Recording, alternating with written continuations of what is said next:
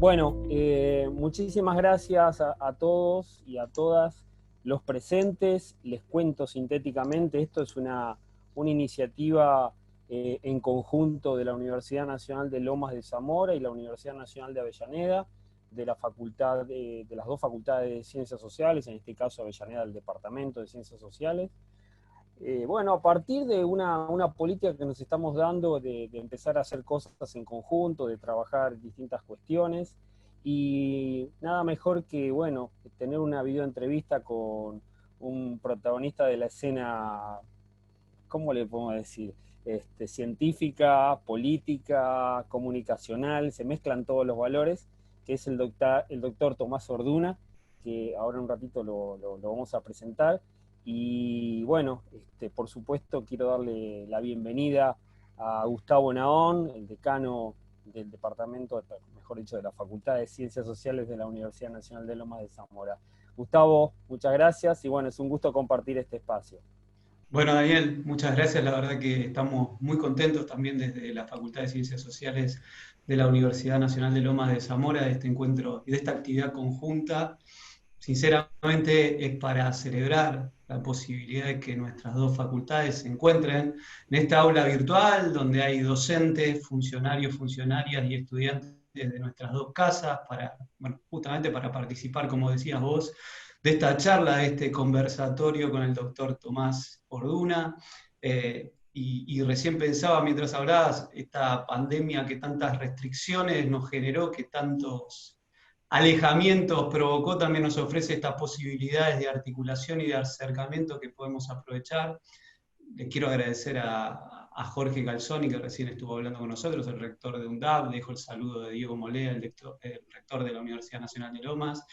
Y por supuesto, le quiero agradecer especialmente a Tomás, que es uno de los profesionales más consultados y una voz autorizada al momento de acudir a las fuentes válidas, ¿no? Para nosotros que somos profesionales de la comunicación, fuentes válidas que nos permiten entender este difícil contexto, y cuando uno está ante una voz autorizada, recién coincidíamos con Daniel, por el conocimiento, sobre todo autorizada por el conocimiento, estoy convencido que se la debe aprovechar y no censurar ni silenciar. Así que bueno, esta va a ser una buena oportunidad para escucharlo a él también. Bueno, gracias Gustavo. También, bueno, quiero agradecer a Pablo Romano, de la Universidad de Lomas, su secretario de Medios de la universidad, a muchos profes que estoy viendo de la Universidad Nacional de Avellaneda, otros de Lomas, de haber, ahí lo veo a Ricardo Petraglia, a Luis Barreras, bueno, a muchos profes y estudiantes de las dos universidades que nos están siguiendo, y también mucha gente nos está siguiendo, ha optado por seguirnos a través de Instagram, donde se está transmitiendo en la fanpage de Periodismo UNDAB. Seguramente después vamos a poner toda la entrevista a disposición del que la quiera volver a ver en YouTube.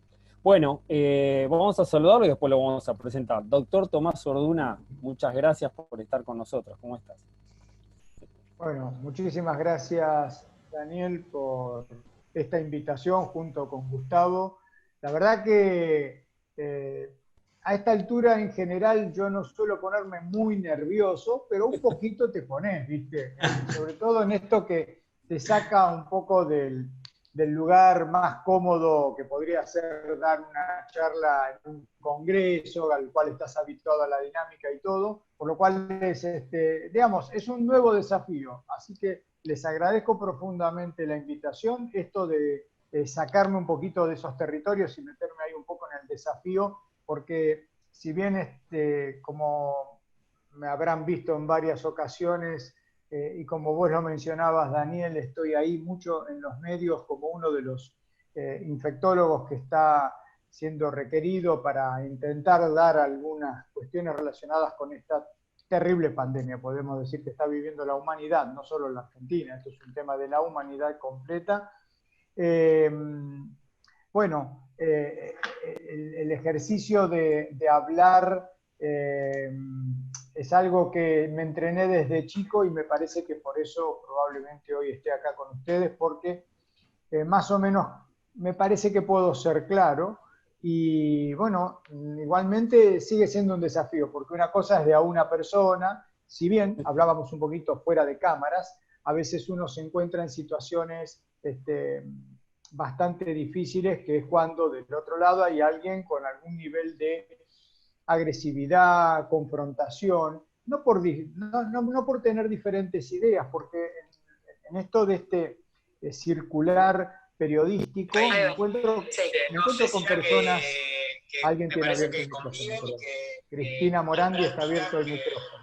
Sí, Cristina, podés cerrar el micrófono. Muchas gracias. Bienvenida, Cristina. ¿No? Digo que uno puede en determinado momento tener ideas diferentes, pero esto de las ideas diferentes no hace, digamos, más que, bueno, o decir blanco, negro, rojo, azul, y No, por supuesto, es abrir el juego y de eso se trata, ¿no? Nosotros te contamos, Tomás, que, bueno, ahí lo veo también a Santiago Albarracín, director de la carrera de periodismo de la UNDAV, de la Universidad Nacional de Avellaneda. Hola, Santiago. Cristina, hay estudiantes, hay vecinos de Avellaneda, de Loma, gente interesada que pidió acceder a esta charla para asistir. Me parece. Entonces saludo no solo a directores y estudiantes, sino a vecinos. Fantástico. Exactamente. Claro que sí. Un gusto. Y bueno, y hoy también recién nos mandaba un mail representante del sindicato municipal de Avellaneda, que dicen que te cuentan dentro de la obra social. Sí, claro. Muchísimo por tu trabajo. Vamos a contar algo antes de empezar con algunas preguntas puntuales, que Tomás es médico infectólogo y es asesor en el comité de infectólogos del presidente Alberto Fernández, pero no solamente Tomás asesora a Alberto Fernández, sino que él también integra los comités que asesoran al jefe de gobierno de la ciudad, a Rodríguez Larreta, y también al gobernador de la provincia de Buenos Aires, Axel Kicillof. Estamos en lo correcto, a los tres sí. Estás asesorando. Sí, y también del comité de expertos del Hospital Munilla, que estábamos en mi Claro. hospital, mi casa médica. Claro, por eso Tomás es jefe del Servicio de Patologías Regionales y Medicina Tropical del Hospital Muñiz, es docente de la UBA, de la USAL. Lo conocemos, y esto lo decimos porque a más de un paciente lo hemos hablado, es un médico con una mirada muy humanitaria. Tendrían que ser todos así, pero bueno, hay que destacarlo porque esto generalmente no abunda. Y también yo sé que sos y eso te enorgullece, discípulo de Olindo Martino, un referente de la infectología en la República Argentina, y también de un discípulo del Hospital Muñiz, que digamos es como el templo de la infectología en la Argentina. Hijo de vascos, por eso a veces, ¿no? Sí, señor, a veces medio tuc. Bueno, y bueno, y también un hombre muy conocedor de la zona sur, donde transita habitualmente y donde vivió. Quilmenio, perfecto. Abro un poco con el título de esta charla que titulamos caprichosamente Comunicar la ciencia en tiempos de pandemia o en tiempos de COVID. Pero yo diría que más que nada vos estás comunicando no solo la ciencia, sino las políticas de salud, que eso es otra cosa más allá de la ciencia, o más que la ciencia, ¿no?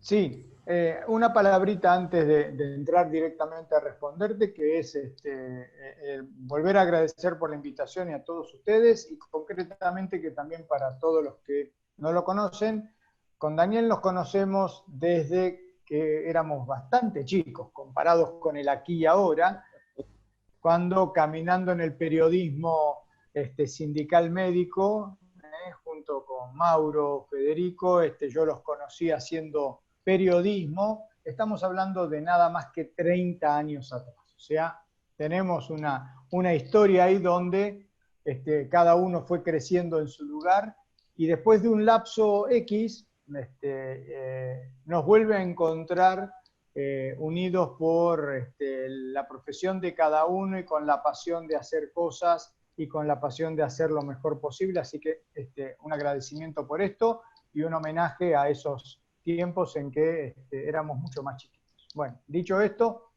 con respecto a lo que decías, es verdad, porque en muchas ocasiones yo tuve la suerte de tener a mí me pasaron algunas cosas con mi maestro que fue, yo nunca había dado una clase y de pronto un día empiezo a tener delante mío 140 alumnos, cuando hacía un año que estaba con el maestro, una cosa así súbita, en épocas diferentes de la medicina, estoy hablando de comienzos de los 80, era otra cosa, 40 años atrás, muchas cosas eran diferentes.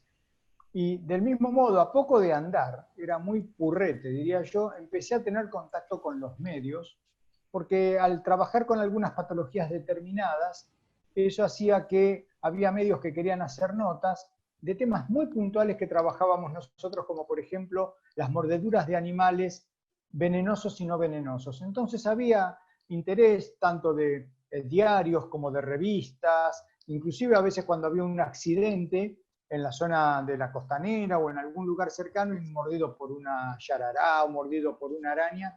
Entonces, tan chiquito como que nunca yo había confrontado con un micrófono, ¿viste? Que es una cosa que hoy, lamentablemente, asusta a muchas personas, tanto para hacer algo claramente científico como es dar una clase, ¿no?, a sus pares, como mucho más a veces a esto de del otro lado puede haber un mundo que es que te están entrevistando de un canal o te están hablando desde una radio.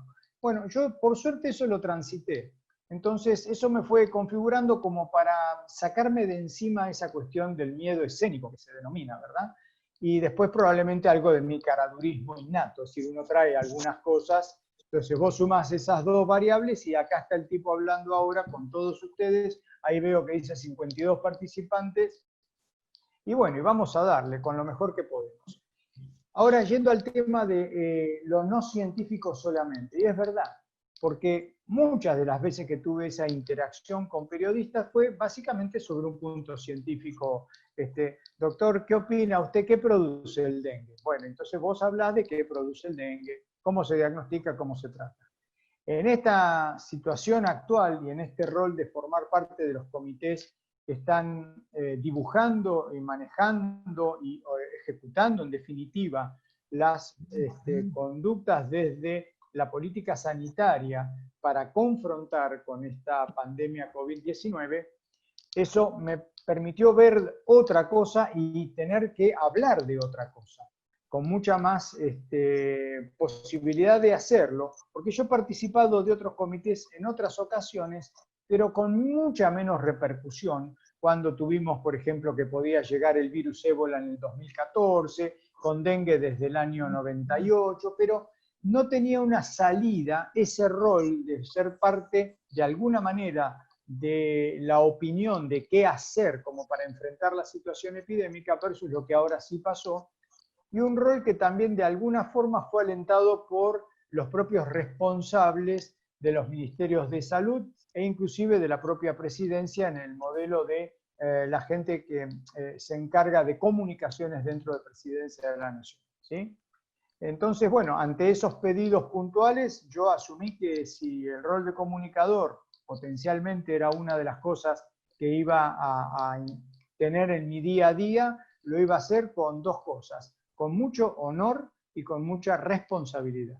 Y así es como ahora entonces lo hago, y por eso cuando, no voy a ponerme a hablar del episodio de la semana pasada que muchos conocerán, pero yo intentaba sí puntualizar lo que vos dijiste. Cuando uno tiene un poco la visión de un tripartito ejecutivo, me da la sensación que tenés un poco más, ¿cómo decir? Tenés el conjunto, no tenés nada más que una parte de un trío, sino que vos estás pudiendo ver qué pasa con cómo articulan ese conjunto de tres ejecutivos, ¿sí?, que pueden tener en algún momento visiones diferentes, pero que después termina haciéndose lo claramente evaluado y que ustedes ven cada 2 o 3 semanas, que es un consenso. Perfecto, Tomás. Una cosa, Daniel, así aprovechamos y les recordamos a todos los que están. Está Pablo Romano, que es el coordinador de medios de la Facultad de Ciencias Sociales de la UNS, moderando la charla. Se va a ocupar de justamente de ir haciendo lugar a las preguntas que van realizando ustedes, van pidiendo permiso a través del chat, así nos ordenamos, ¿sí? Si les parece, sobre todo para poder tener una mejor interacción con Tomás, y todos van a tener la posibilidad de preguntar. Y frente a esto que vos planteabas, digo, yo quería hacerte una consulta como para arrancar. En estos tiempos donde se habla tanto de la infodemia, ¿no, Tomás? Y y se trata de contrarrestarla con información basada en en un término que cada vez se replica más, que es la evidencia científica. A mí me parece que es importante que vos por lo menos nos puedas decir cuáles son los discursos que desde tu perspectiva crees que más atentan contra la estrategia de prevención y del cuidado para el COVID, ¿no? Para defendernos del COVID en este escenario. A ver, una cosita sobre lo de infodemia, evidentemente es una combinación, esa es por lo menos la idea que yo tengo claramente. Infodemia la empezó a usar en el mes de febrero el director general de la Organización Mundial de la Salud, se empezó a hablar, y ocurrió algo muy particular. Por primera vez la OMS coloca en su sitio web un sitio sobre fake news. Por primera vez fue tan rápida la aparición de tanta cosa, digamos, bombardeando lo real con lo ficticio, lo mentiroso con lo verdadero, que la OMS hizo eso, una solapa de su página web para que uno pudiera ver todo lo que eran fake news. Y estas fake news son parte de esa infodemia, han sido muy poderosas, ustedes lo habrán visto en forma de videos, de escritos, de lo que sea, sí. Gargarismos con la bandina pura, gargarismo con la bandina al 50%, y así sucesivamente miles de cosas que perjudican mucho a las personas que lo reciben de manera cruda, no tamizada. Por otro lado, parte de la infodemia no es solamente las fake news tal cual. Para nosotros, los que estamos del lado, llamémosle, de la ciencia, académico, de la asistencia, la plétora que hay de información dentro de lo que para nosotros es la fuente primaria. El viejo pasacalpe que cada uno tenía en su casa de diccionarios, para nosotros se llama la Biblioteca Nacional de los Estados Unidos de Medicina, PubMed, que tiene ahora ya superando los 30.000 artículos en 6 meses. 30.000 artículos. Eso es una locura, es imposible, porque dentro de esos 30.000, que para estar en PubMed son revistas que tienen una jerarquía mínima por la cual son incluidas, dejamos de lado todo lo que puede ser literatura gris, de revistas pequeñas que son de circulación regional y demás. Entonces, entre las fake news, que rápidamente comenzaron a circular de una manera brutal, y lo real que son todas esas publicaciones, y como tercera cosa, todo lo que está por fuera de las publicaciones, pero que a uno le llega, ¿sí? Le llega por todos los diferentes medios, realmente hay una infodemia muy nociva. Y el problema, creo yo, yendo a tu pregunta, es que uno de los temas que he observado en una parte importante de los colegas periodistas de ustedes, yo cuando digo colegas periodistas, es que en muchas ocasiones se detienen excesivamente en una suerte de pulseada de acuerdo a la posición ideológica, política de cada uno, para tratar de horadar al otro. O sea, el otro desde el punto de vista de ese ideario que uno tiene. Y se pierde muchísima oportunidad de generar acciones de educación para la salud comunitaria que los periodistas tienen todo el tiempo a la mano.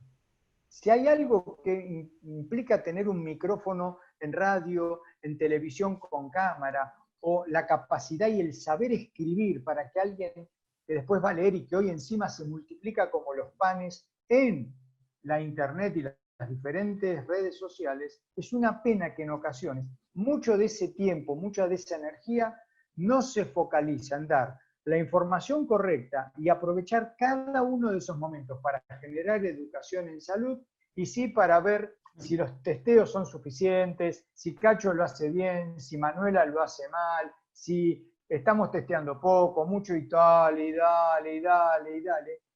Y cuando hoy tenemos esta accesibilidad exagerada a la información que nos termina dando infodemia, donde le tenemos que estar pidiendo a la gente no mire todo el tiempo noticieros, no escuche todo el tiempo radio, no lea solo sobre coronavirus, porque hemos llegado a una saturación con ya trabajos que se están publicando sobre trastornos psicológicos devenidos de este exceso de información y de monotema que es el coronavirus. Así que yo creo que el problema es cuando se exagera en esta cuestión yo ni siquiera estoy hablando del amarillismo, aparte de todo esto hay amarillismo por otro lado, sino de las pujas donde termina habiendo una utilización del medio más para pegarle palos a otro que para informar y aprovechar en educación para hacer.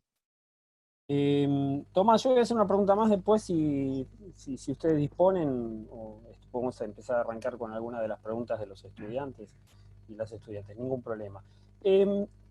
Curiosidad periodística es, ¿cómo se conformó el comité? ¿Quién determinó que Tomás Orduna esté ahí? Segundo, dentro de esa conformación, ¿qué políticas se dieron inicialmente para comunicar esto, para vincularse con los medios? ¿Hubo algún lineamiento?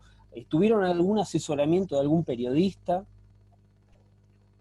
A ver, entonces dos preguntas en una, como Chicle Adams, dos en uno. El primero es, ¿cómo se conformó? En lo particular, el Comité de Ciudad de Buenos Aires, fui invitado a ir cuando se llama a conformar la primera reunión del Comité de Cava. Yo he participado del Comité de Emergencias Sanitarias en varias ocasiones, esta vez estaba afuera. Y el director del hospital que asumió el año pasado, Pablo González Montaner, cuando fue convocado él a ir con 2 o 3 personas más, la jefa de virología, la doctora Belén Bouza, la jefa, perdón, de los laboratorios, la doctora Belén Bouza, la jefa de virología Lili Mamana, la jefa de promoción y protección Liliana Cusmano, y el jefe, y los 2 jefes de terapia, Eleonora Cunto y la doctora Bebedia, ese grupo, y él dijo, vos vení conmigo.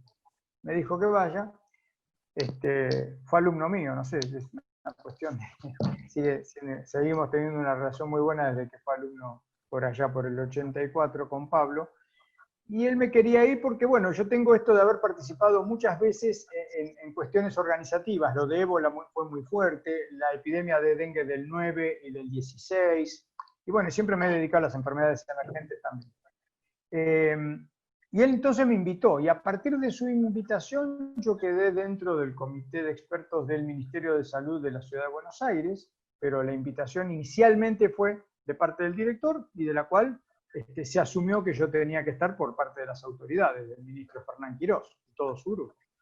Con respecto a Nación, que vino a la semana siguiente, eso fue una invitación que recibí una mañana de parte de la viceministra Carla Bisotti, que me dijo, quería que vengas a conformar parte del comité de expertos que estamos armando. Por supuesto que eso tenía la venia de Ginés, para que ella me invitara a mí, pero la idea primigenia fue de Carla, y después, por supuesto, todo eso se le presentó en ese grupo que inicialmente éramos 18 más o menos, al presidente, para que sepa quiénes son las personas, de dónde venimos. En mi caso yo fui básicamente por mí, aunque soy socio de diferentes sociedades, fui básicamente por mí, porque buena parte de los colegas también, varios, son presidentes o han sido delegados por las propias sociedades para eso. Sociedad Argentina de Infecto, de Pediatría, de Infectología Pediátrica, de Virología. Bueno, hay un montón de sociedades que están con sus representantes. Y otras personas que, si bien son parte de instituciones, como Pedro Can, que es el presidente de la Fundación Huésped, algunas personas que vienen de hospitales, concretamente podría ser Eduardo López, que es el jefe de un departamento en el Hospital de Niños, digamos, de diferentes orígenes, pero, insisto, hay algunos que estamos, en mi caso, yo después lo hablé de nuevo con Carla, pero básicamente siento que fue una elección concreta, porque yo no fui con la delegación de ninguna sociedad en lo particular. Eso por un lado. Y después me preguntaste lo de lo comunicacional. No, la verdad que cada uno salió con lo suyo. La mayoría de nosotros somos personas vinculadas con, a ver, Ángela Gentile, por ejemplo, ¿no? Que ustedes la conocen, o Eduardo López, personas muy relacionadas con el tema de vacunas. Permanentemente, cada vez que hay un brote de sarampión, cada vez que hay algún problema con algún tema de vacunas y todo, están en los medios. Ya, bueno, Pedro Can, por supuesto, ya lo conocen todos, está mucho en los medios. Esto es la mayoría, no todos, pero la mayoría, tenemos entrenamiento en conversar con los medios. Y los que no lo tenían claramente lo van haciendo, un poco haciéndose, pero no hubo ninguna cosa en particular de de qué tenemos que hacer o no tenemos que hacer. Así es la cosa, más natural, te diría. Perfecto, clarísimo. Bueno, Gustavo, ¿te parece? Sí. Vamos Ahí Pablo, intercalando si quieres ya. preguntas, después nosotros tenemos, digamos, inquietudes, tenemos unas cuantas, pero Pablo, Dale, si les vos vas a estar. parece, tenemos acá en la lista a Pablo López, que quiere hacer una pregunta. Así que Pablo, si Bueno, querés, habilitar Pablo, audio. Y... ahí lo vemos. Pablo, adelante. Buenas noches, soy José Antonio López. Lo que pasa es que mi hijo también usa el Zoom y estoy usando su usuario. Ante todo, bueno, agradecido a la universidad, a ambas universidades, por este momento ante tal invitado. Y mi pregunta radica efectivamente para el doctor Orduna. En cuanto a unas manifestaciones que ha hecho el doctor Daniel Estambolian sobre el éxito que se ha tenido en Canadá en cuanto a considerar aplicar más el lavado de manos que el uso de barbijo, considerando en sí que el COVID-19 no es un virus aéreo, sino un virus superficial. En este interés, ¿cuál es la opinión particular del doctor Orduna? Si el COVID-19 realmente es un virus de superficie, es un virus aéreo, y si realmente hay que hacer más énfasis en el uso del lavado de manos que en el mismo uso del barbijo. Buenas noches. Hola Pablo. La verdad, bueno, un gusto. Y llamativa la pregunta. No he visto las declaraciones de Daniel Estambolian sobre esto, pero bueno, vos las viste, así que eso es lo que vale. Justamente a partir de esta semana todavía ha tomado más valor, más vuelo el uso del barbijo, que nos llevó 2 meses a Occidente discutir, cuando en Oriente lo vimos desde el primer día. Desde fines de diciembre lo primero que empezamos a ver es que en Wuhan, en China, ya usaban todo barbijo. ¿Sí? A partir de ahí todo Oriente, Hong Kong, Taiwán, China, Japón, Corea, Malasia, lo que ustedes se imaginen, todos usan barbijo. En Occidente, y también en esto están las cuestiones entre la Organización Mundial de la Salud y los hábitos médicos, tanto de Europa como de América, no usamos barbijo. ¿Se acuerdan que discutimos 2 meses hasta que en un momento dado arrancamos con el barbijo? Porque una de las cosas que empezó a tomar vuelo era que en los modelos de análisis de qué pasaba que le había ido tan bien a Oriente y le iba tan mal a Occidente, España, Italia, Estados Unidos y demás, con esas tragedias que veíamos, una de las cosas que lo diferenciaba es el uso de cubreboca. Sabida cuenta que cuando nosotros hablamos en este momento, la computadora va cayendo, ustedes saben que hay que limpiarla cada tanto, porque van cayendo microgotas.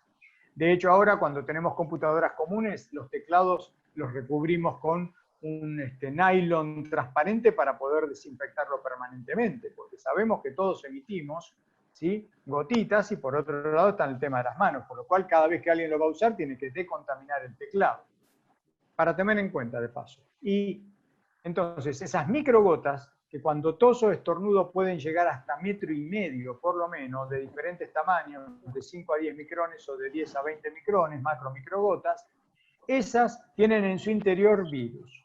Esas gotas, si yo estoy a 1 metro de una persona, medio metro, toso, estornudo, aparte de ser una asquerosidad como tal, ¿sí?, lo concreto es que yo lo irradio, digamos así, con una andanada de microgotas que, si yo estoy infectado, van con virus.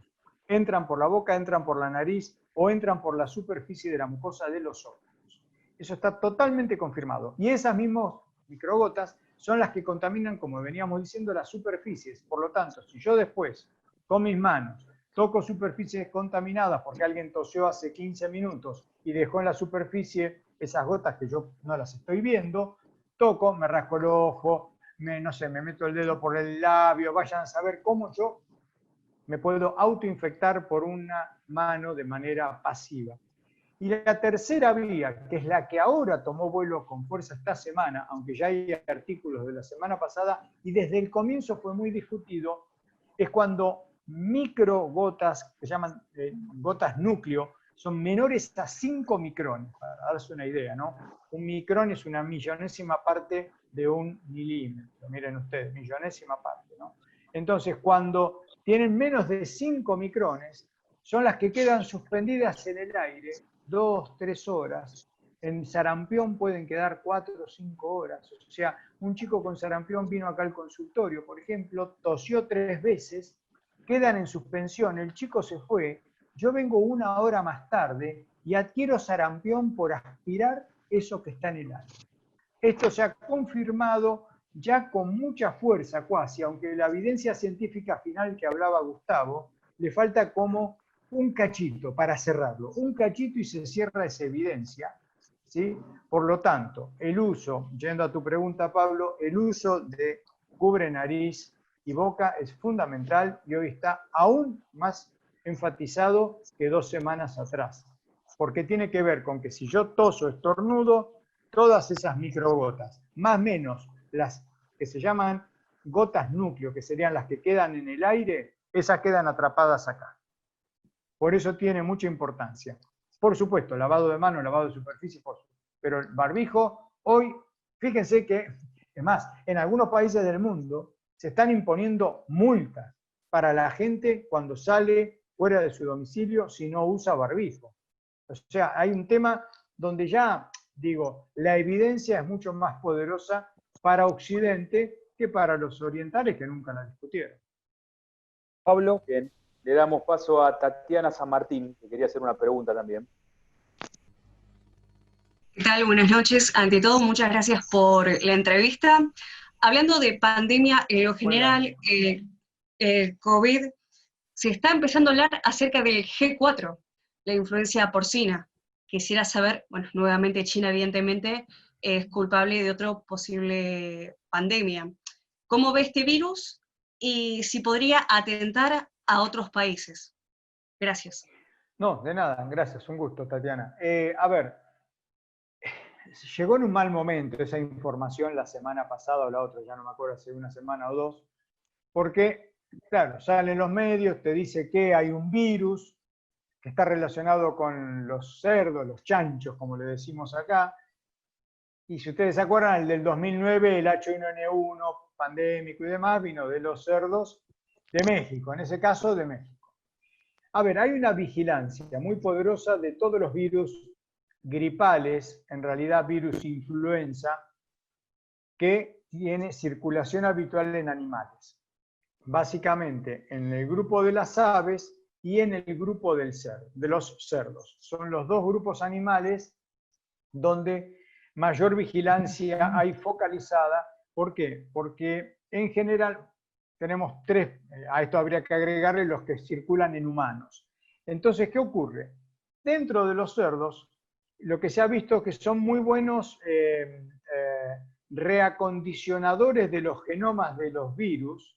Por lo tanto, estos virus gripales que son capaces de mutar mucho y de generar una nueva variante a partir de la mezcla de diferentes pedazos del genoma, en el caso este del que vos mencionás, el G4, ¿sí? Como virus porcino, en realidad tiene incluso 4 elementos genómicos, porque ahora no me acuerdo bien cuál, pero hay de H1N1, es decir, está el famoso de México, está ahí adentro de ese genoma, más 1 de aves, o creo que son 2 de aves y 1 de cerdo. Con lo cual, con eso vos sacaste un nuevo virus, una nueva cepa viral, que es lo que se ha visto. Por un lado, se lo encontró en una cantidad impresionante de cerdos vigilados desde el año 2011 al año 2016, creo que donde terminó 18 de la publicación, y después viene todo un gran análisis, pero en paralelo con encontrarlo como virus en los cerdos, se fue haciendo un monitoreo de la presencia de anticuerpos específicos en 30.000 trabajadores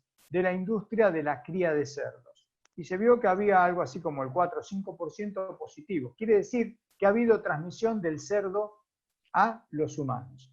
Hasta ahí, esto ocurre con otros virus también. Y son vigilados porque potencialmente, ¿qué es lo que le falta a este virus? Lo que tuvo el del año 2009 H1N1, que es cuando yo ya no necesito estar al lado del animal que excreta el virus, porque el virus logró el fitness, la capacidad de infectar humano a humano, con lo cual yo ya no necesito el contacto con ningún animal.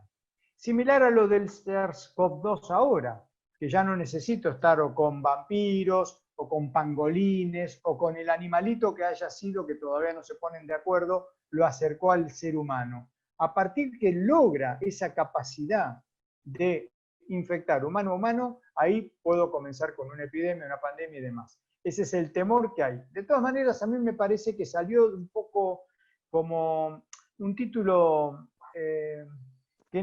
medio amarillista, digamos así. Un poco amarillista el tema, en un momento patético donde la humanidad, porque quiero decirle a todos, ni siquiera en la Primera o Segunda Guerra Mundial se condicionó. Esto aparte son opiniones mías, ¿no? Pero porque uno ha sido lector, ve historia, bueno, uno ve lo que ocurrió.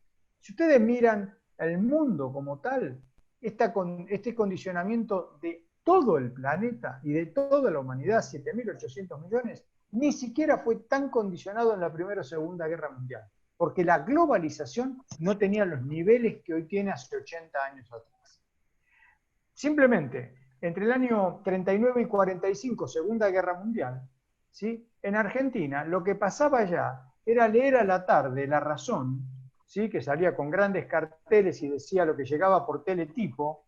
Entonces ponían, Alemania invadió Francia, Alemania bloquea San Petersburgo, qué sé yo. Y eso era lo que veía un porteño que le podía interesar, lo podía amargar, o no tenía la más pepa idea dónde quedaba San Petersburgo. Hoy estamos condicionados de una manera única. Y en el medio de esta situación, absolutamente con la incertidumbre que genera, un título que después repercute mucho en la prensa y se disemina es otro virus. A mí me llamaron algunos diciendo, escuchame, hay otro virus pandémico. Esto es lo que pasa. Hay muchos, inclusive, que han generado ya más microbrotes que son de influenza de las aves, ¿sí? Que han sido más peligrosos todavía que este G4. Ahora, ¿qué pueda pasar en el mundo en el futuro? No sabe nadie. Antes de Hay más preguntas, como quieran ustedes. Sí, Gustavo, Daniel. Antes Seguimos, Gabriel Sass también está en la lista para preguntar. Vamos. Aguantame un minutito. Acá. Un minutito, ¿me escuchan? ¿Me escuchan? Sí. ¿Me escuchan?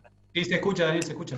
Sí, un minutito nada más. No, quería agradecer también la presencia de profes que se van sumando, entre otros el ex vicedecano de Sociales de la Universidad Nacional de Lomas de Zamora, Franco Lavolpe, docente Hola, Franco. de Lomas, docente de Lomas, docente de UNDAP también, bueno, a Sergio Gamboa, a Nelson Rocco, perdonen que a Mariela Luz Fernández, por supuesto, muchos que nos están acompañando y les agradecemos. Seguimos con las preguntas, Pablo. Bueno, sí, Gabriel. Buenas noches. ¿Se escucha? ¿Me escucha? Sí, perfecto. Buenas noches, Tomás. Gracias por este espacio. Un gusto. Yo quería preguntar por el tema de los anticuarentena que salen a las calles y no hay manera de controlarlos. ¿Qué planes o qué recomendaciones hay para que se puedan controlar, que no salgan, porque cada vez son más los que salen y la situación se acrecienta por esta irresponsabilidad? O sea, no son conscientes del peligro a lo que se exponen ellos mismos, a los que nos exponen a todos. Eso por un lado, y por otro, ¿qué perspectivas hay respecto a lo que pueda pasar después del 17 de julio, cuando termine la cuarentena? ¿Y cuáles serían las medidas a sostenerse en el tiempo una vez superada la pandemia? Gracias. No, a vos, Gabriel. Yo ahora me pongo yo a preguntarles a ustedes. ¿Ustedes vieron en algún otro país del mundo un movimiento con tanta repercusión sobre los anticuarentena? Yo en lo particular, yo lo vi. ¿Dónde? A ver. En Brasil, bueno, los Bolsonaro. del presidente Bolsonaro se han puesto en su momento. Ahora dicen que preservan la vida. Esa es la última declaración. Está tan cerca que no me di cuenta que ahí lo tengo. Tenés razón, Dani. Está tan cerca que lo perdí de vista. Pero sacando, bueno, después voy a hablar de Bolsonaro. Sacando a Bolsonaro, digo, y su gente que lo siguen de una manera así, talibana, qué sé yo, me sale la palabra talibana. Digo, uno no ha visto en Europa esas manifestaciones. Una cosa es que haya gente que rompe la cuarentena y agarran y 4 se juntan a comer un asado, pero manifestaciones, donde a su vez se hable de infectadura, de infectocracia, ¿sí? Ese tipo de cosas para mí simplemente no denotan verdaderas posturas relacionadas con pensar que hay otras variables de cómo abordar el tema COVID, sino que tienen claramente una situación de posicionamiento político anti-gobierno nacional. Para mí es muy claro. No hay otra razón ya más científica esto. ¿Sí? No pasa por un lugar de decir, no, mira, como preguntaba Pablo, ¿sí? Sobre si hay otras cosas que se pueden haber hecho en otro lado, por ahí se jerarquizó más, no sé, el lavado de manos, y entonces, ¿por qué insistimos en el barbijo? ¿Por qué no vamos para el lavado de manos y ponemos en la vía pública tubos de 4 litros de alcohol en gel para que todo el mundo vaya todo el tiempo? No sé, ¿se entiende? Una postura científica, no. Todo el tiempo pasa por una cuestión, a mi entender, muy poco solidaria, como resultado de eso, que es lo que termina siendo alguien como Bolsonaro. Vos lo mencionaste y es eso, es una conducta muy poco solidaria, que por suerte acá es un núcleo pequeño, pero sobre todo los ejecutivos de nuestro país, ¿sí? Desde el punto de vista de nación, de provincias, de intendencias en su cuasi totalidad, acompañaron que había que preservar la vida en contra de la muerte y lamentablemente con el, digamos, gran problema económico que se ha generado, se está generando y se va a terminar generando. Entonces, por un lado, lo de los anti-cuarentenas yo creo que pasa por una cuestión de una manera de expresarse políticamente como anti, pero no es por la cuarentena porque no dan ninguna otra solución, porque la solución en todo caso más cercana es la solución Bolsonaro, con casi ya llegando a los 70.000 muertos en Brasil. Los 70.000 muertos en Brasil podrían ser proporcionalmente para un país de 210 millones de habitantes, más o menos hoy, no más de 7.000 o 6.000 personas fallecidas para esa población, si lo fuera como a nosotros. Perdón. Quiere decir que el resto, los otros 60.000 que han fallecido, ¿sí? Son ese exceso de mortalidad que realmente a esta altura, para mí, la única razón es atribuírselo a una conducta genocida del presidente del Brasil. ¿Sí? Es así de simple. Sí, sí, Gustavo, y lo digo públicamente y lo he dicho en muchos medios. Creo que algún día va a ser juzgado por eso, porque el exceso de mortalidad que está teniendo devenido del COVID, que no está modificando los problemas económicos del Brasil, que no los están modificando, ¿sí? Porque también le está pasando lo mismo que a todo el mundo, se cae la moneda, se cierran un montón de cosas, ¿sí? Eso está pasando igual, pero la diferencia es que en lugar de tener 7.000, 8.000 muertos para la proporción que mencionamos, tiene 70.000 muertos. Esto era la primera cosa. ¿Qué pasaba con los anticuarentenas? ¿Me podés repetir, Gabriel, las otras dos cosas que querías?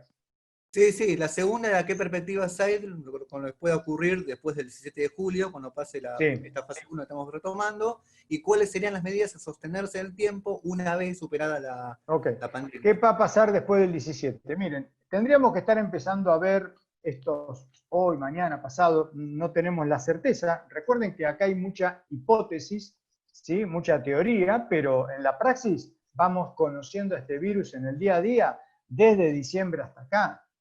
Cuando parece que va a pasar para acá, pasa para el otro lado, y entonces lo que digo es, en esto de la proyección, lo que venimos haciendo desde el día primero, que fue cerrar una serie de grifos para disminuir el movimiento que había llegado, les quiero recordar, para el 30 de junio, estábamos más o menos en un 70% de movimiento en el AMBA. Era brutal el movimiento de personas que había. Cuando tuvimos el 20 de marzo el inicio de la férrea draconiana, como usaron los chinos, cuarentena, pero la de los chinos sí que es draconiana, muchachos. Lo de Wuhan, 11 millones de personas, pero toda la provincia son 50 millones de personas que estuvieron 77 días cuarentenados, pero al modo chino, que no es el nuestro. Al modo chino es al modo chino. No te moves. Acá nosotros llegamos el día 21-22 de marzo a tener solamente 30% del movimiento estándar, lo cual habíamos logrado caer 70%. Eso lo veíamos en la calle, obviamente. Pero aparte vino acompañado de un control mucho más poderoso del movimiento en las calles, producto de los retenes de policía, prefectura y demás, que permitieron eso.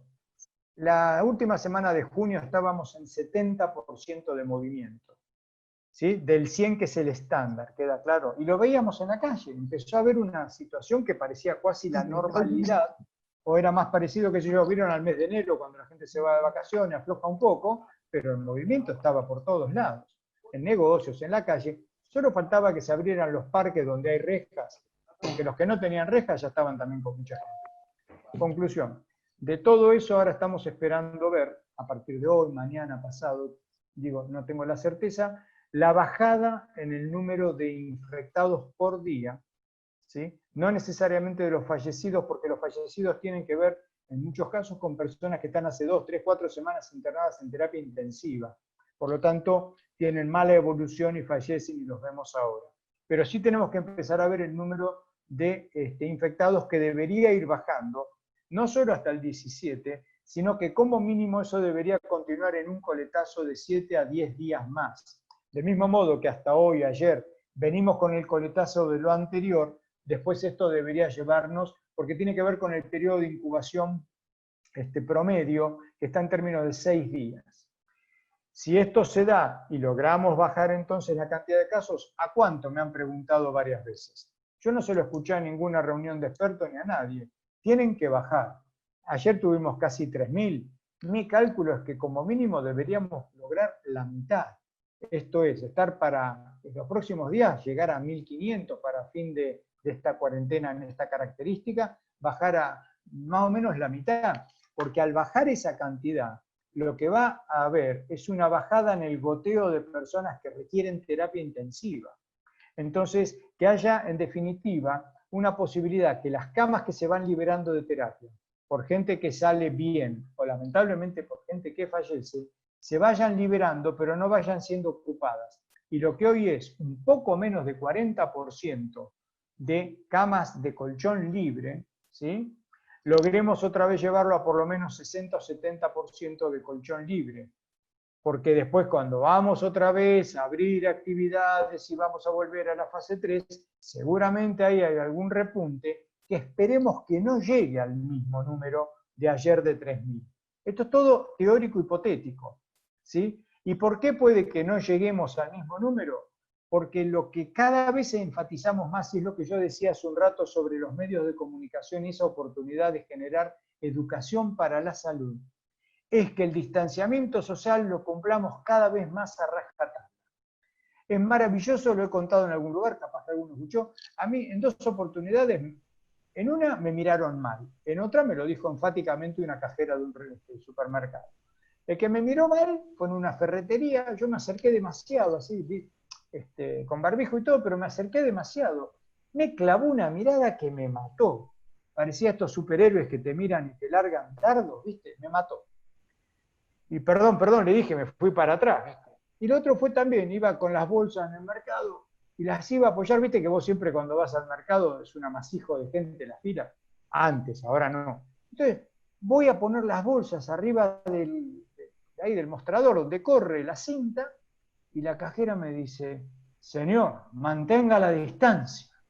Upa, ¿te imaginás? Menos mal que tenía barbijo y no me reconoció. Yo digo, después me ve al día siguiente en algún reportaje y estoy ahí justo yo. Claro, yo me había acercado a medio metro de la persona que estaba delante. Yo creo que eso, que tenemos que seguir enfatizando, pueda continuar mejorando la disminución de la tasa de contagios. Y como me imagino después saliendo, nuevamente volver a la fase 3 y todo el tiempo sopesando cómo sigue la cantidad de personas infectadas día por día, porque ya está dicho, a mí me pareció muy bueno y lo empecé a decir cuando Alberto Fernández dijo, junto con Larreta y Kicillof, cómo seguía la cosa, fue un jueves, creo, no un viernes, y alguien hablaba del último esfuerzo, ¿se acuerdan? Yo dije, muchachos, y lo dije, no hablemos de último esfuerzo. No hay peor cosa que te quieran vender algo que después, cuando no se da, te frustra mucho.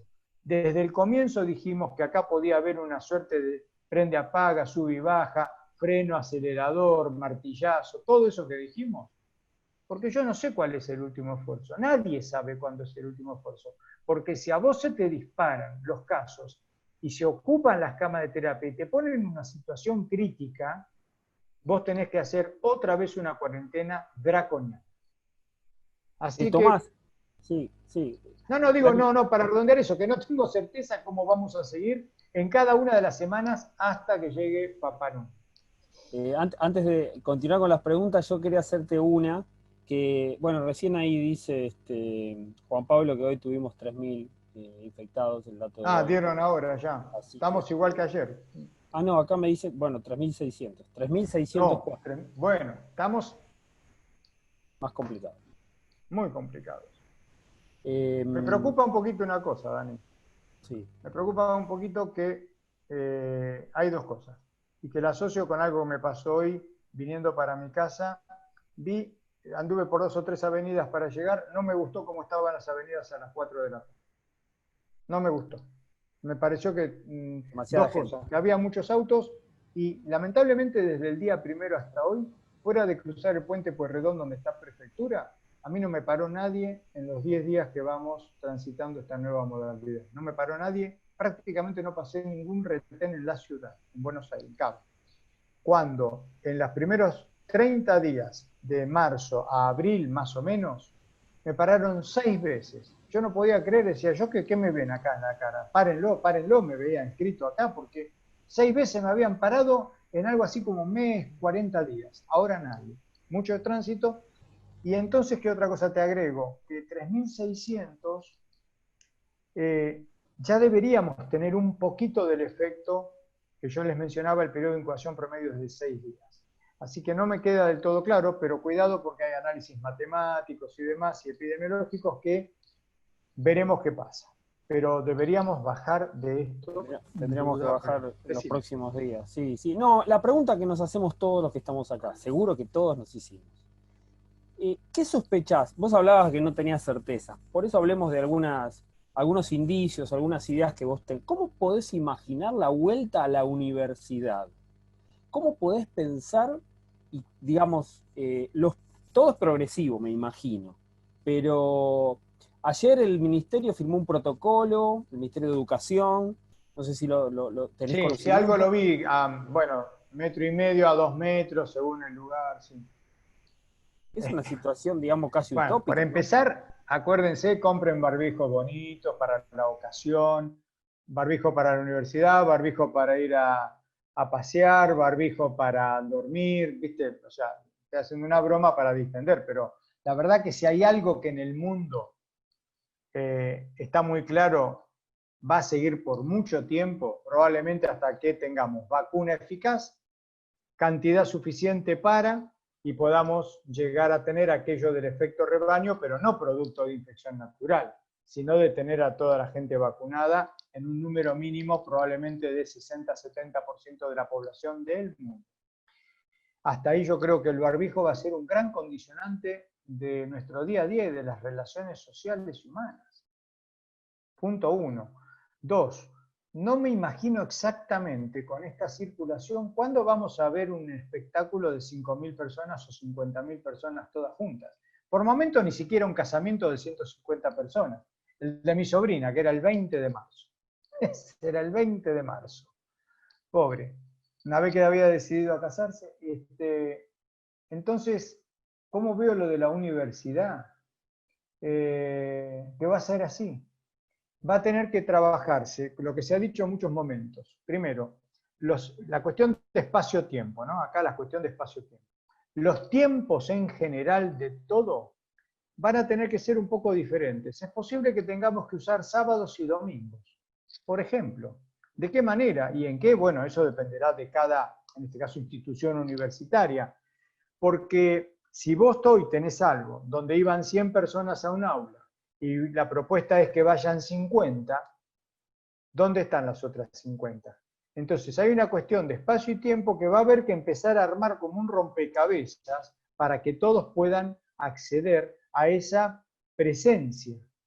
Porque lo virtual está claro, acá podemos, ahora somos 55, podríamos ser, no sé, 100, ¿sí? 150, pero no es lo mismo la virtualidad que la presencia. Claramente no es lo mismo.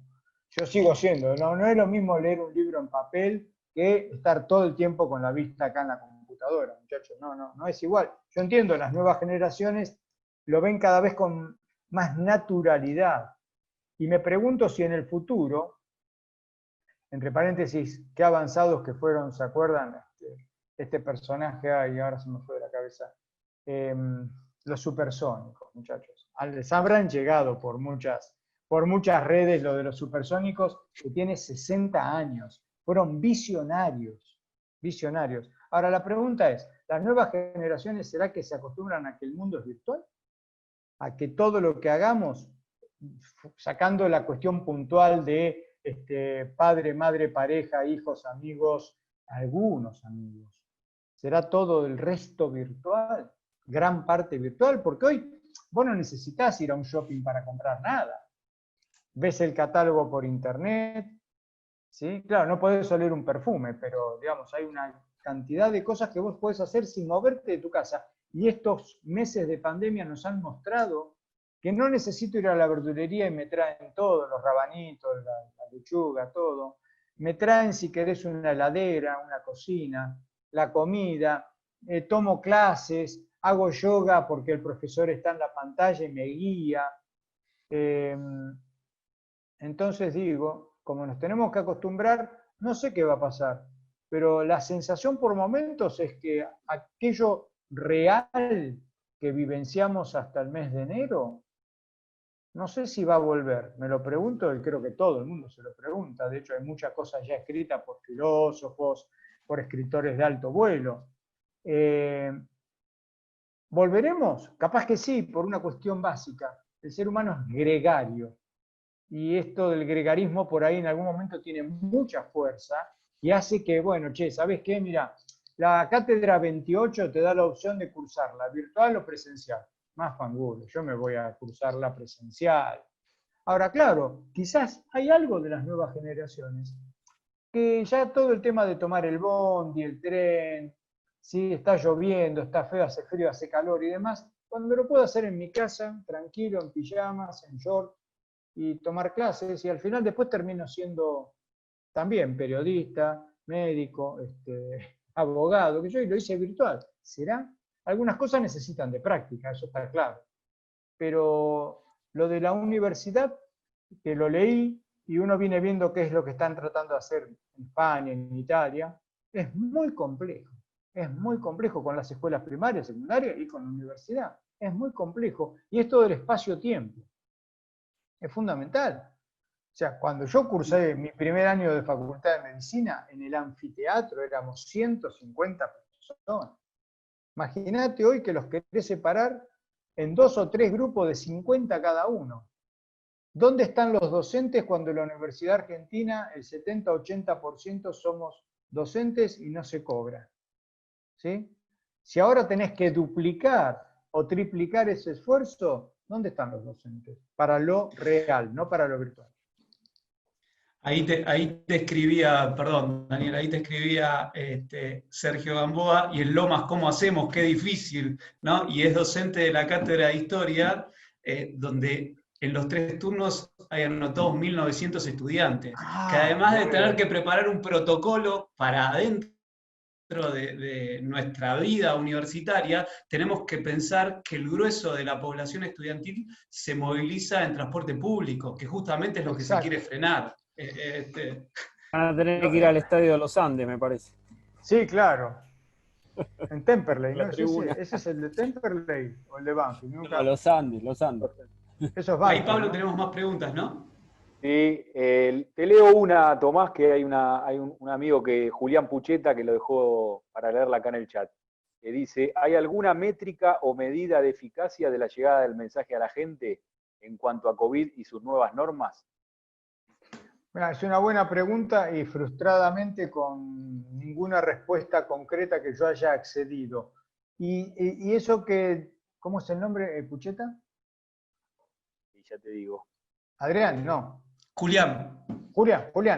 No, Julián, sí, está muy buena la pregunta. Y vos sabés que eso lleva a algo que, en parte, ahora que lo dijo Julián, lo preguntó, Yo no lo he visto escrito, pero me da la sensación, y digo esto y por ahí mañana cuando lo pregunto en algún otro de los foros de los comités me cortan la cabeza, porque creo que no hemos tenido una evaluación de muchas de las medidas con mayor detalle para que por lo menos ni siquiera nosotros tenemos. Esto que está preguntando Julián, es decir, lo podemos ver por números crudos, por cuestiones concretas, como decía, cuál es el movimiento, eso sí se ve, ¿no? Bueno, lo que dije, 30%, 70%, ahora teníamos que no haber superado el 45% como para bajar aplanar un 25%, esas cosas se pueden ver. Lo otro es lo que vos ves en el movimiento de las personas, cuántas van protegidas, cuántas no, estas pequeñas cosas del cotidiano que te dicen que hay un cuidado de las personas de cumplir con el distanciamiento de manera general, pero no he visto algunos otros detalles o trabajos un poco más medulosos sobre cada una de las medidas y el impacto potencial real. Así no lo he visto. Detallado no lo he visto, Julián. Bueno, hay una pregunta de Juan Pablo Regalado también. ¿Cómo estás, Tomás? Buenas tardes a todos. Hola, Juan Pablo, estás acá abajo. Yo te veo abajo. Sí. Yo te tengo al lado. Pregunta, ¿protocolos vinculados a personas con movilidad reducida o usuarios de silla de ruedas? Porque hablan de la limpieza de manos, hablan de la higiene de los pies, pero no se habla de todo lo que tiene que ver con una persona usuaria de silla de ruedas o simplemente un bastón, un trípode o andadores de las personas que están en la calle y esa gente tiene más posibilidades de contaminación. Bueno, muy buena pregunta. Nunca me habían puesto a pensar en eso y por eso lo voy respondiendo de acuerdo a mi buen saber y entender, digamos. En principio lo que vos decís es cierto. La persona sale de su domicilio. Tengo que presuponer que, porque ahí lo que diferenciaría es la silla de ruedas que no tiene motor, sino la silla de ruedas clásica donde vos necesitas la tracción de los brazos, ¿no? Esa la dejo ahora un segundito aparte. Con respecto a los otros, que sería bastón, andador, vos salís de tu casa, con lo cual tus manos deberían salir limpias y la superficie del andador, del bastón, deberían salir limpios.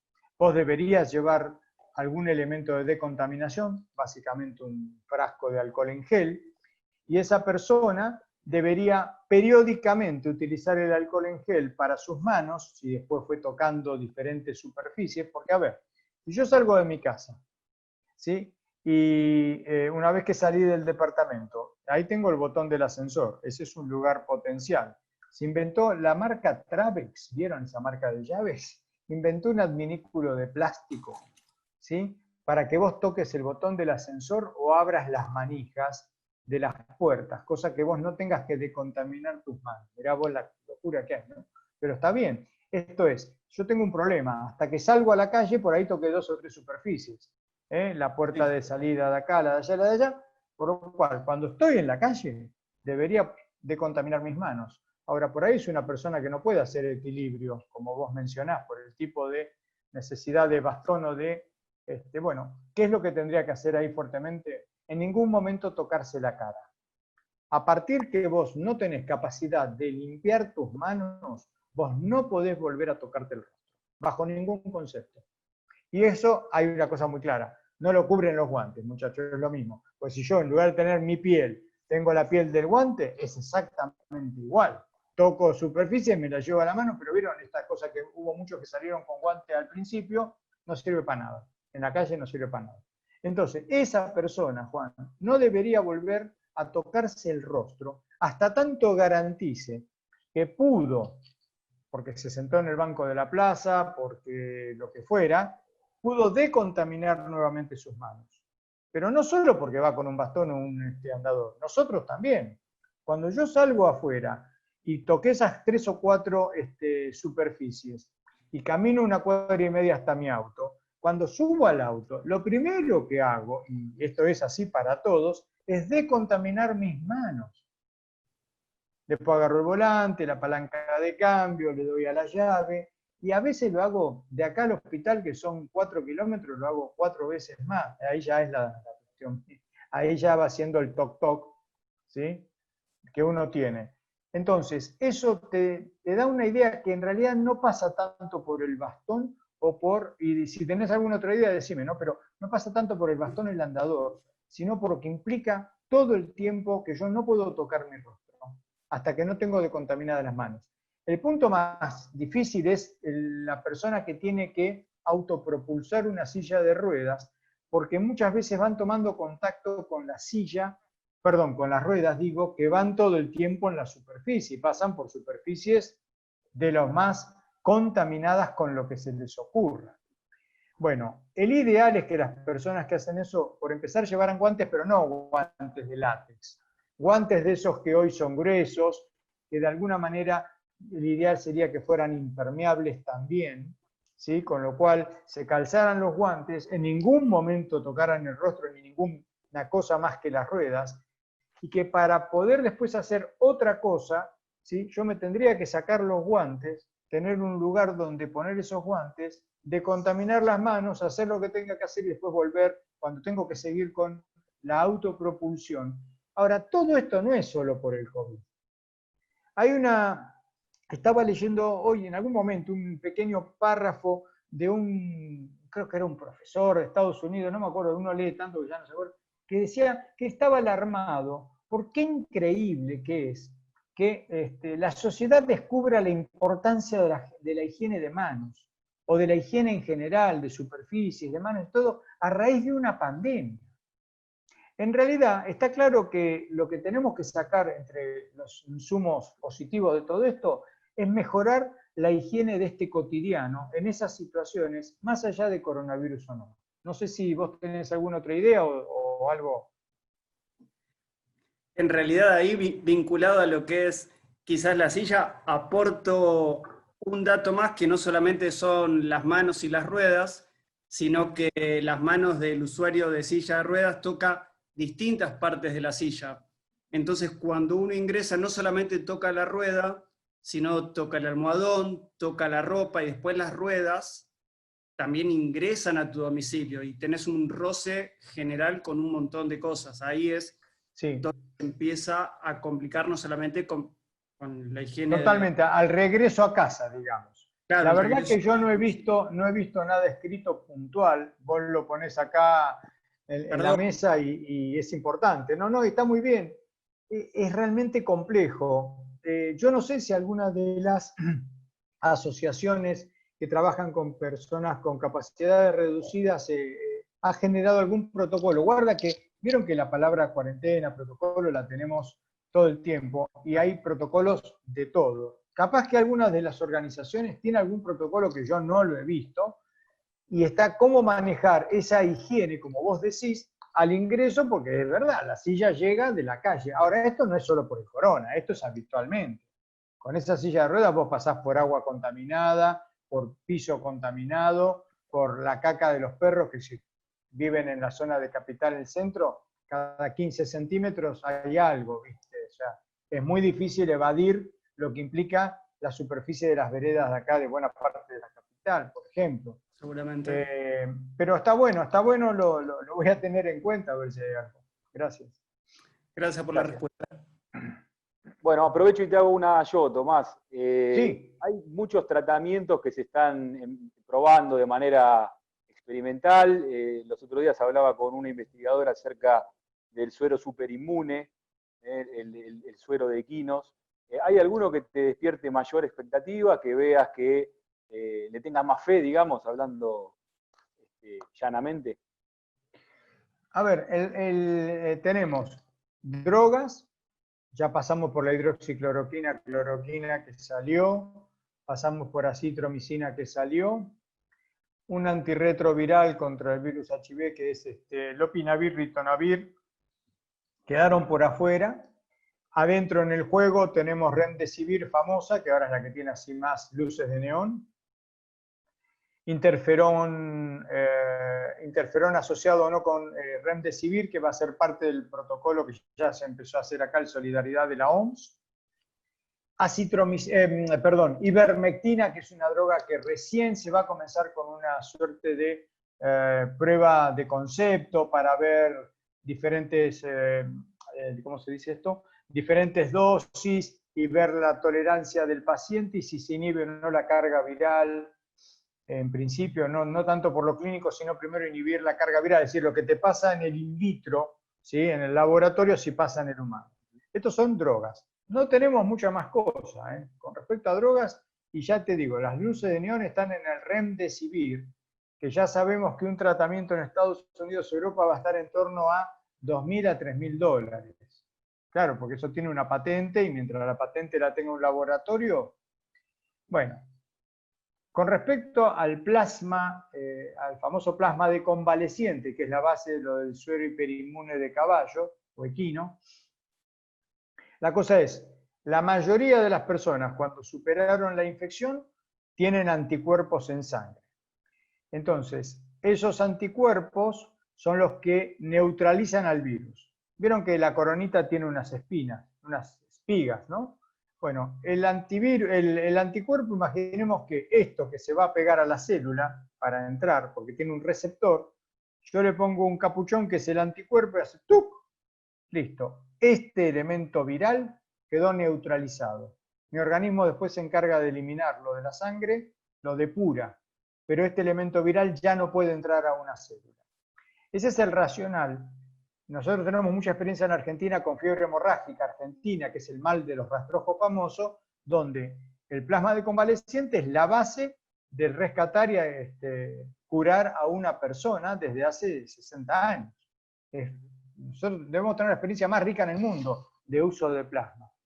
Después hasta se intentó, y se hizo alguna cosa con ébola en la epidemia del 2014, por ejemplo, y para otras enfermedades. Ahora bien, lo que no sabemos con certeza, porque hay que, lo que dijo al comienzo Gustavo, y por eso lo vuelvo a rescatar por segunda vez, es la evidencia científica. Yo estoy criado en un intermedio, yo arranqué en la medicina con el famoso mi experiencia.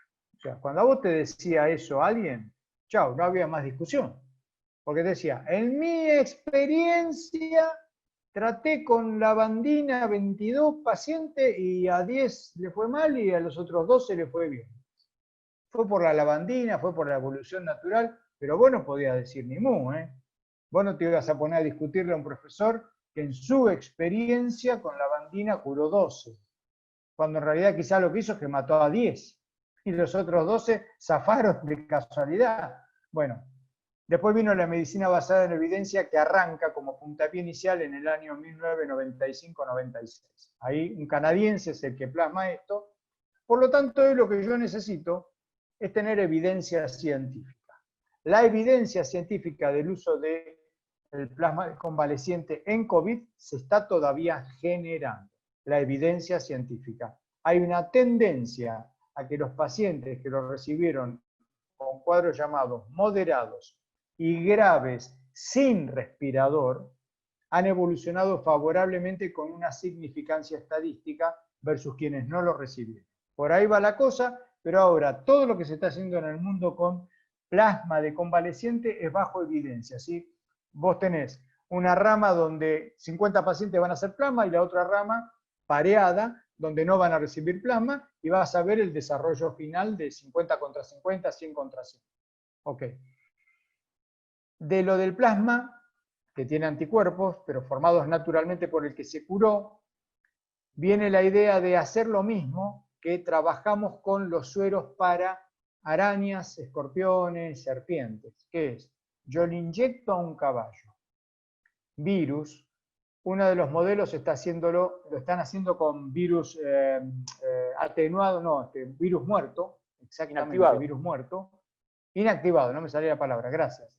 Y el otro lo está haciendo con una proteína, nada más, para generar el anticuerpo específico contra ese spike, contra esa espiga.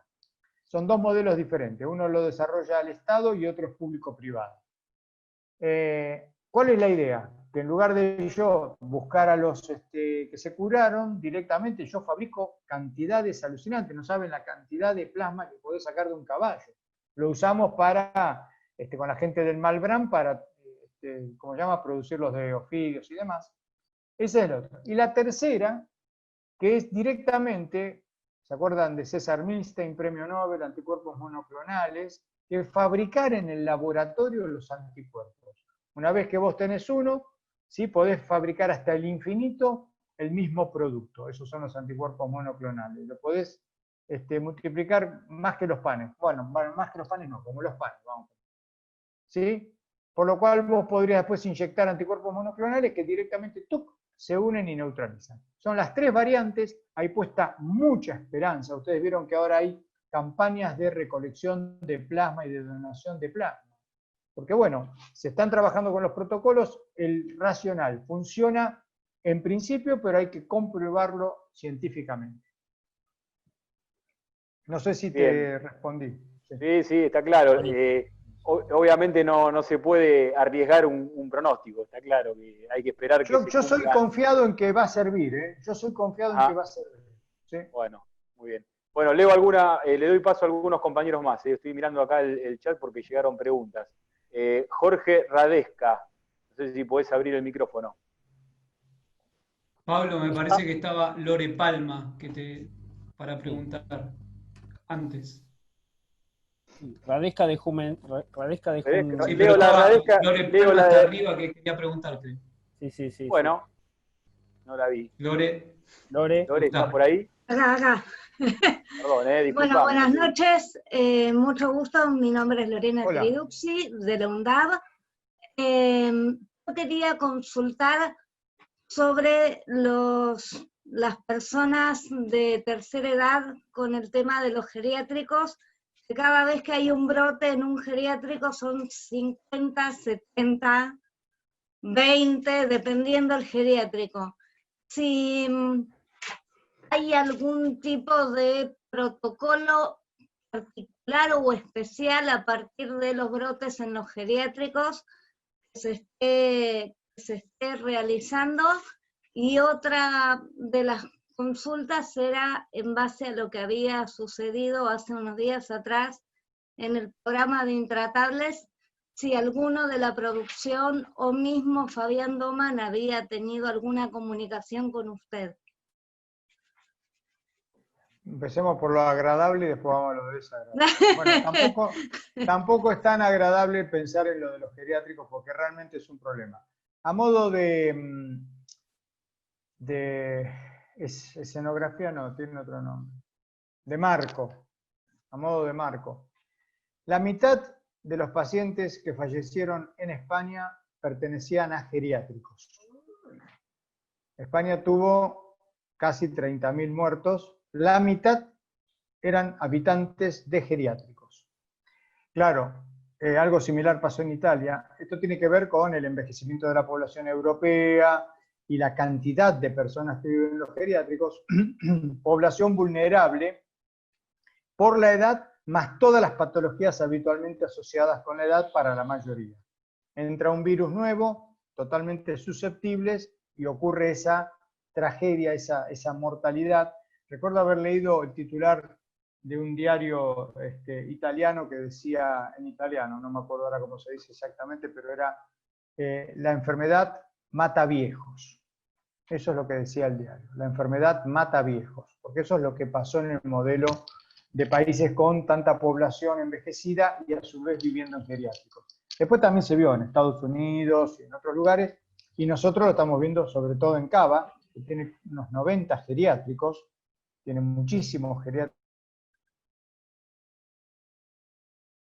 que la población de Gran Buenos Aires, y siempre recuerden que la población de clase media y alta es más, ¿me ven ahí todos? Ustedes esperen. Hola, hola. Sí, se ve bien. Ah, porque acá me salió que la internet estaba inestable.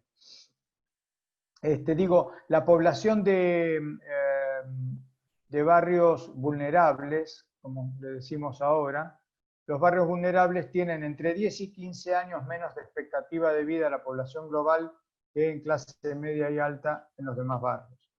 Digo, para dar un poco el contexto de todo esto. Entonces, cuando vimos lo que pasaba en el norte, sabíamos que acá nos iba a poder pasar en los geriátricos.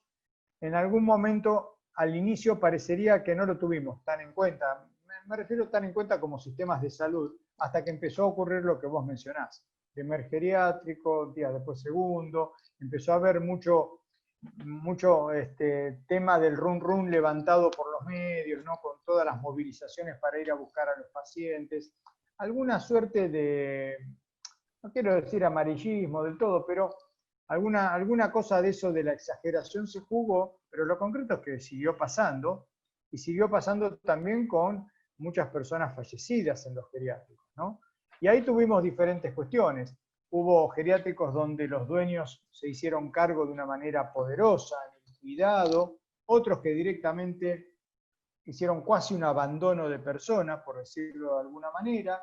Tuvimos brotes en geriátricos del Estado, como el del Hogar Rawson, ahí en la Plaza España, en Barracas, donde también hubo un brote. Sabemos que la letalidad cuando ingresa un geriátrico potencialmente es muy alta. De hecho, la edad promedio de los fallecidos en la Argentina está en los 76 años. Así que cuando ingresa un geriátrico es terrible lo que puede pasar.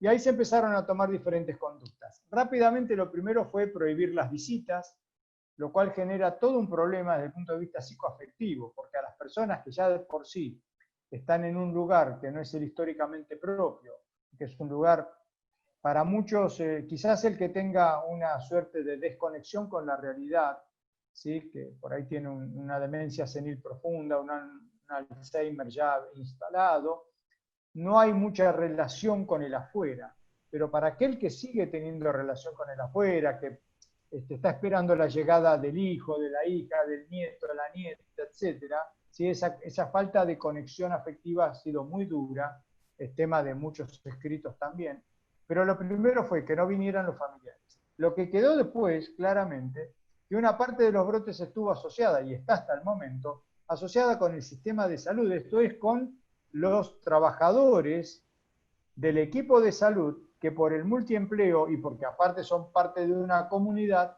potencialmente son los que vectorizaron este virus dentro de los geriátricos. A pesar que, digamos, rápidamente se habló de la necesidad de los protocolos internos en las instituciones, bueno, como ustedes sabrán, a veces falta personal, hay poca gente para muchos internados, no están todos los elementos de protección, y ahí se fueron generando estas explosiones geriátricas que hemos visto hasta el momento. Hace 2 días fue la última en la calle Ugarteche, y muchos de ellos, insisto, algunos con letalidad elevada dentro del total de pacientes, algunos con mucha infección y no tanta letalidad, pero por ejemplo tuvimos 2 pacientes nosotros, que eran los únicos 2 en mi servicio, los únicos 2 negativos de 54, o sea, de 54 había 2 negativos, 52 positivos. Imaginen la transmisión, fue brutal, fue brutal. Como ocurrió en algunos de los paradores clásicos de la ciudad, que de 100 personas, 99 tuvieron COVID. O sea, uno solo, por esa cosa de la excepción de la regla, no tuvo COVID. Entonces, hoy día, bueno, ¿qué se fue trabajando después con el devenir de los meses?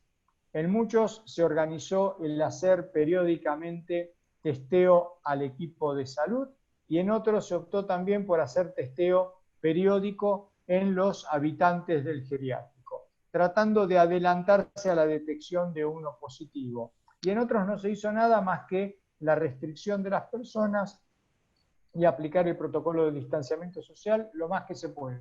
Bueno, evidentemente sigue habiendo brotes porque esto es bastante difícil de controlar.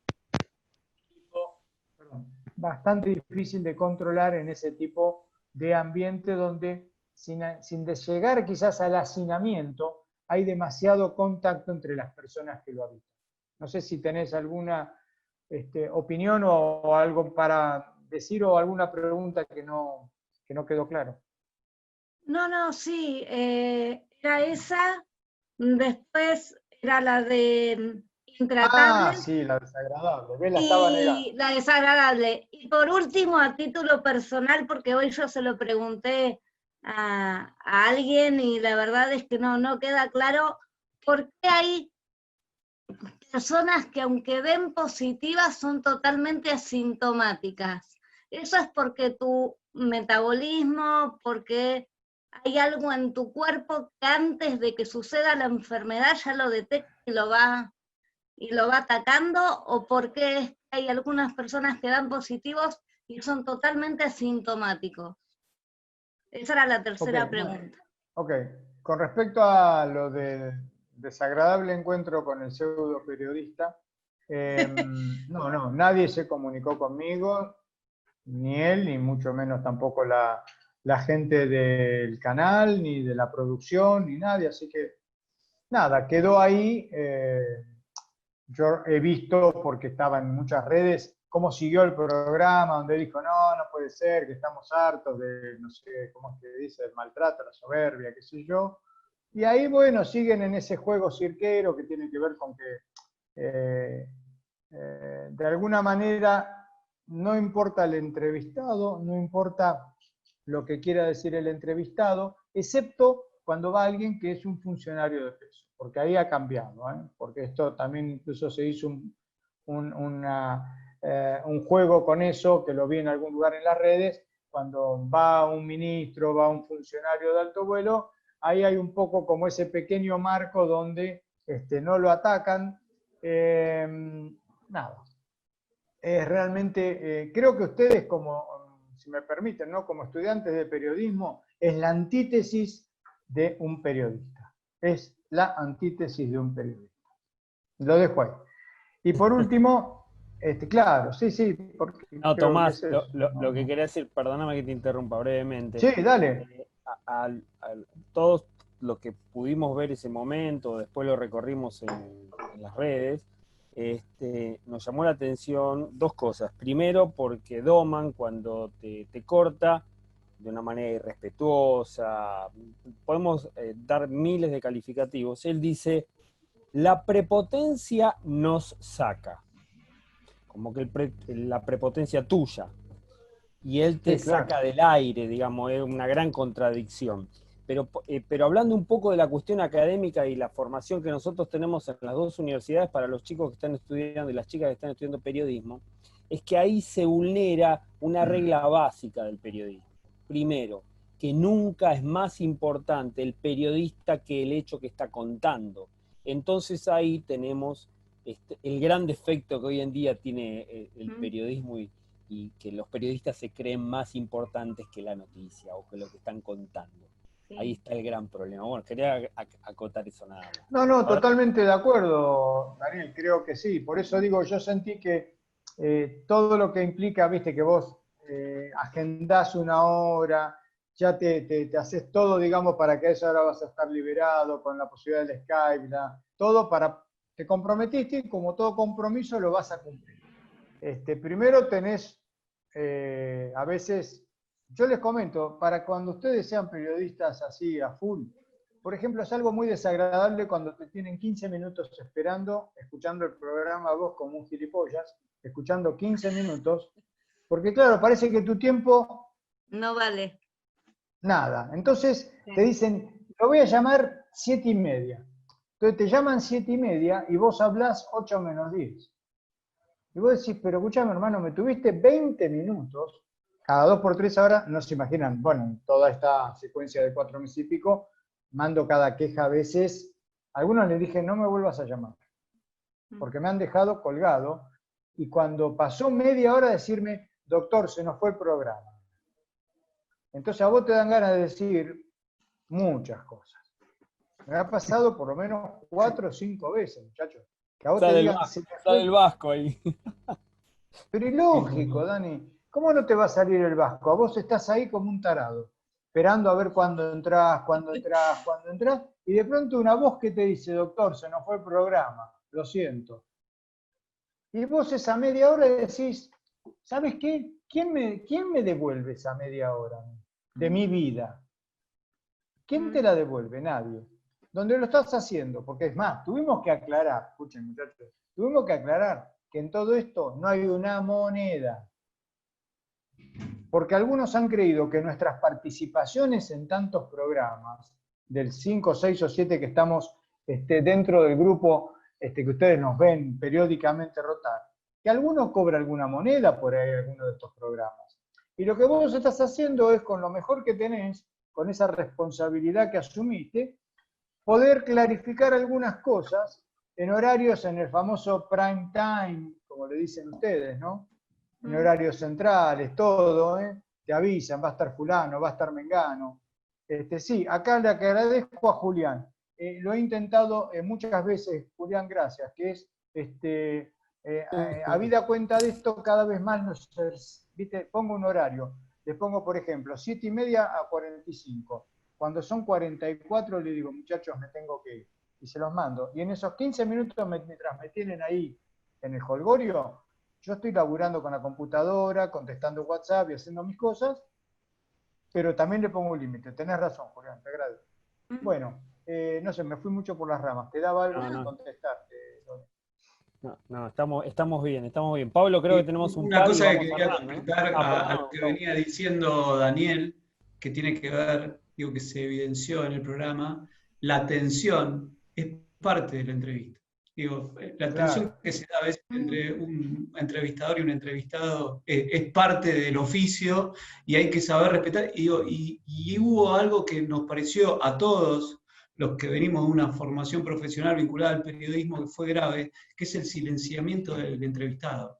Digo, la censura, sin argumento. Totalmente. ¿Sí? Sin argumento. Eso la fue... verdad, vos fijate, lo que vos decís de censura, que un periodista censure. A ver, la ironía.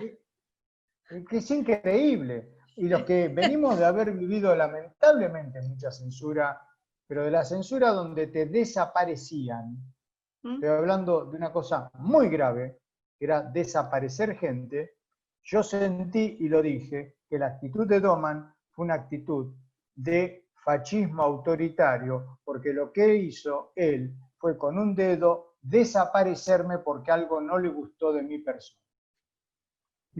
Con un solo dedito me desapareció del aire, con la misma velocidad, ¿sí?, que mucha gente también era desaparecida. Y ustedes dirán, ¿soy exagerado? No, para mí fue una actitud fascista. Yo puedo ser soberbio muchas veces, soy enfático hasta el cansancio, pero ¿sabés qué? Es lo que vos decís, Gustavo, esto es parte de una entrevista. Y por último, fíjense que aún confrontando con algunas personas, como pasó con un programa con Novarecio, que discutía algunas cosas que él estaba diciendo con algunas de sus personas que estaban ahí, que también salió por las redes y demás, pero Novarecio estuvo muy bien, terminó, digamos, mi alocución todo, y él me dijo, doctor, ¿quiere agregar algo más? O sea, no me sacó del aire, se bancó, digamos, todo mi posicionamiento de lo que yo quería decir, con, por supuesto, mi carga de idea, y después hasta me ofertó si quería decir algo más. ¿Se entiende? Le dije buenas noches, salí de escena, siguió un colega que estaba, Luis Cámara, en escena, y Luis Novarecio me llama para seguir haciendo reportajes. Bueno, yo dije lo mío, él lo aguantó, le pareció bien, mal, no importa, pero tuvo la actitud que corresponde a un periodista. Perfecto. Bueno, Federico Martín Pasos estaba ahí hace un ratito esperando. Sí, ¿qué tal? Ahí lo veo frisado, ahí está. Ya estoy. No, quería preguntar lo siguiente, que, bueno, quizás sea una obviedad, pero la quiero saber. Si crees que las personas que constituyen población de riesgo, puntualmente aquellos que sufrimos alguna afección respiratoria preexistente, nos vamos a sumar un poco más tarde a nuestras actividades cotidianas y al escenario de la nueva normalidad. Bueno, en principio no es un tema que nadie te obligue, Federico, es un tema de protegerte a vos.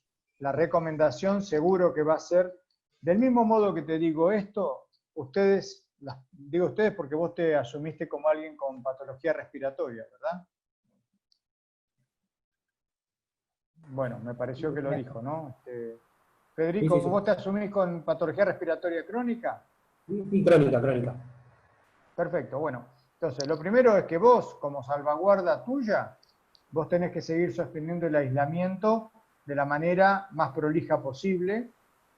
Acuérdense que hay aislamiento y distanciamiento, ¿no? La combinación de las dos cosas. Aislamiento es me quedo en casa, el famoso quédate en casa, stay at home, como dicen los gringos, viste que eso a lo largo del mundo entero se quedó como algo fuerte. Quédate en casa, quédate en casa, quédate en casa. Bueno. pero también tenés que salir a hacer compras, o tenés que ir al médico, o tenés que ir a la farmacia. En la medida en que no lo podés delegar y tenés que hacerlo, ahí viene el cumplimiento a rajatabla del distanciamiento social, de toda la comunidad, siempre pensando también en el otro, porque yo puedo ser un infectado asintomático. Ahí está la pregunta que Lore no le contesté, los asintomáticos. Ahora después hablamos de los asintomáticos, pero entonces, en conclusión, yo tengo que sostener, como vos con patología crónica, el aislamiento todo lo que puedas, y cuando salís y te podés de alguna manera confrontar con personas infectadas, sostener tu buen distanciamiento y protección. Ahora bien, lo más importante también es que estén protegidos los que pueden ser justamente asintomáticos. Por eso el uso del barbijo es para todos, y el primer criterio del uso del barbijo es solidario. Yo protejo al otro. Si yo me pongo barbijo, te protejo a vos. Vos con el barbijo secundariamente no lo inhalás y no lo aspirás por la boca, pero a vos te queda una zona débil, entre comillas, que es la mucosa de los ojos. ¿Sí? Por lo cual, lo mejor para que a vos no te pase nada por la mucosa de los ojos es que yo tenga barbijo, porque entonces no voy a eliminar. Lo del aislamiento para las personas con riesgo, sean los mayores de edad o los que tienen patología preexistente, va a seguir siendo una recomendación muy poderosa hasta que haya vacunas. Y ahí venía la noticia por el otro lado. Las personas que tienen factores de riesgo aumentado son la primera línea de la primera camada de vacunas que se hagan en el mundo. Esto ya es una cuestión concreta, ¿sí? Las personas que lo necesitan indefectiblemente en esa primera horneada de vacunas van a ser las personas que tengan riesgo, por un lado, y lo otro es todo aquello que se considera en cada país que son trabajadores esenciales, que no son solo el equipo de salud, Trabajador esencial es el bombero, es el policía, es el que mantiene la terminal hidroeléctrica, el que mantiene el ferrocarril, el que mantiene, se entiende, ¿no? Todos ellos son trabajadores esenciales para que continúe una sociedad moviéndose, existiendo de alguna manera, y todos los que tienen patología preexistente. Inicialmente eso implica más o menos pensar en el mundo 1.000 millones de dosis de arranque. Claro, una demanda importante. Brutal. Bueno, vamos a concluir. Yo creo que respondimos todas las inquietudes. Sí, seguramente algunas cosas van a quedar pendientes, pero quiero fundamentalmente agradecer al doctor Tomás Orduna por tu buena onda, por ser tan claro, la verdad. Me parece que es importante escucharte. Todo de aquí vamos a sacar provecho de tus conceptos. Y bueno, para cerrar también quería darle la palabra a mi amigo Naón, que con Lomas armamos esta reunión que seguramente después va a incluir, tenemos proyectado incluir a otras universidades para compartir estas charlas tan interesantes, Tomás. Sí, muchas gracias, Daniel. Bueno, por sobre todas las cosas, muchas gracias, Tomás, por este tiempo, por este espacio de aprendizaje y de discusión, de diálogo, que era lo que queríamos fomentar por sobre todas las cosas, porque justamente la comunicación pública de la ciencia, nuestro rol de comunicadores tiene que ver con esto, con generar espacios de diálogo y de visibilidad, porque de eso se trata la democratización del acceso al conocimiento, en un escenario tan difícil como el que nos toca hoy. También le quiero agradecer a estudiantes, docentes, funcionarios de las dos universidades. Ahí veo a Agustina Pan, secretaria de Extensión, Luz Canela Suji, nuestra secretaria de Investigaciones. Hace un rato estaba el secretario de Asuntos Institucionales de la facultad, también Facundo Pascuto.